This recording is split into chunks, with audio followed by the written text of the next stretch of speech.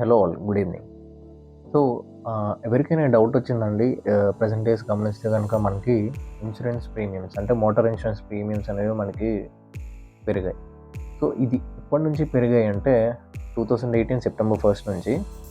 Reason ఏంటి అంటే supreme court of India అనేది ఐఆర్‌డీఏఐకి ఏమని డైరెక్ట్ చేశారు అంటే, సో మనకి మేజర్‌గా యాక్సిడెంట్స్ ఎక్కువ అవుతున్నాయి. సో, మనమే గుద్దితే గనక థర్డ్ పార్టీకి ఏమైనా అయితే మనం బేర్ చేయడానికి చాలా కష్టమైపోద్ది. సో, అందుకు థర్డ్ పార్టీ ఇన్సూరెన్స్ అంటే మీరు ఓన్ డ్యామేజ్ అంటే మీ వెహికల్‌కి అనేది ఇన్సూరెన్స్ మీరు తీసుకున్నా, తీసుకోకపోయినా థర్డ్ పార్టీ అనేది మీరు అవతల వాళ్ళకి గుద్దినప్పుడు మీరు మీ సొంత డబ్బులతో చెల్లించడం చాలా కష్టమవుతుంది కాబట్టి వాళ్ళ బైక్ రిపేర్స్ కానీ, ఒకవేళ వాళ్ళు ఏదైనా అయితే వాళ్ళకి డబ్బులు ఇవ్వడం గానీ కష్టమైపోతుంది కాబట్టి ఈ థర్డ్ పార్టీ అనేది వచ్చింది అనమాట.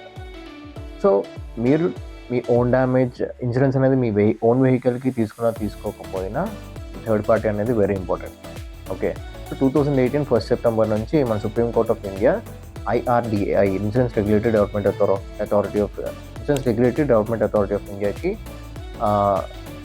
గైడ్ చేసింది ఏమంటే, ఖచ్చితంగా మీ ఇన్సూరెన్స్‌లో థర్డ్ పార్టీని మ్యాండేటరీ చేయండి అని చెప్పి చేశారనమాట. సో, అందువల్ల మనకేంటంటే 2018 సెప్టెంబర్ అంటే 4th క్వార్టర్ నుంచి ఏంటి అంటే ఇన్సూరెన్స్ ప్రీమియమ్స్ అనేవి పెరిగాయి. వన్ ఆఫ్ ది రీజన్ అది. సో, ఇంకొకటి ఏంటి అంటే చాలామంది అనుకుంటూ ఉంటాం ప్రీమియం అనేది ఎవ్రీ ఇయర్ ఆన్ ఇయర్ సేమ్‌గా ఉంటుంది కదా అని చెప్పి అనుకుంటారు. సో, అక్కడ కాదండి. లెట్స్ సే మీరు మీ వెహికల్ క్లెయిమ్ చేసుకున్నారు అనుకుందాం.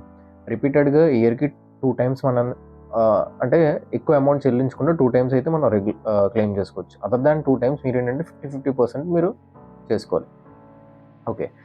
ఇయర్లీ 2 టైమ్స్ మించి ఎక్కువ అలాగే ఇయర్ ఆన్ ఇయర్ మీరు క్లెయిమ్స్ పెడుతూ ఉండడం వల్ల ఏంటి అంటే మీకు సర్చార్జ్ అనేది ఉంటదండి. దీని మీద సెపరేట్ వీడియో కూడా చేస్తాను. Very simple thing.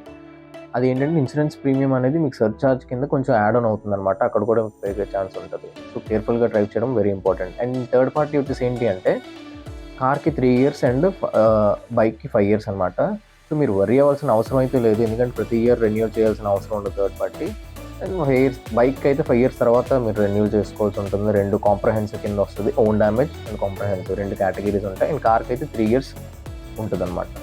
సో, ఇది ఇన్ఫర్మేషన్ అండి. మీకు ఇన్ఫర్మేషన్ నచ్చితే గనుక మన ఛానల్‌ని సబ్స్క్రైబ్ చేయండి. అలాగే ఇన్ఫర్మేషన్ ఎవరికైతే యూజ్ అవుతుందో వాళ్ళకి షేర్ చేయండి.